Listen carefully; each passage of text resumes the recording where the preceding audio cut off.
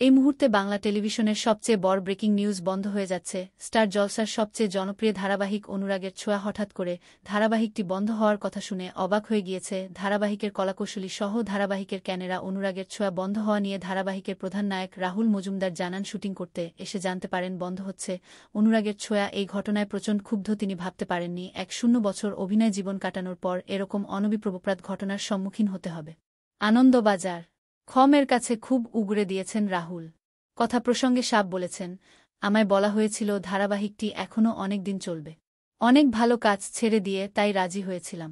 শুক্রবার শ্যুট করতে এসেছি। সকাল ১:০০টায় আমাদের জানানো হলো শেষ হয়ে যাচ্ছে ধারাবাহিক। ধারাবাহিকের রেটিং ভালো। তার আর স্বস্তিকা ঘোষের জুটি খুব অল্প সময়ে জনপ্রিয়।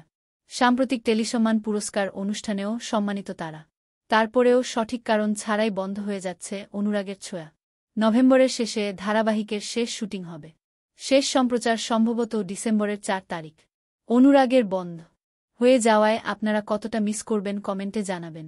বাংলা বিনোদনের এই ধরনের সকল আপডেট সবার আগে পেতে চ্যানেলটি সাবস্ক্রাইব করে পাশে থাকা বেল আইকনটি বাজিয়ে দিন।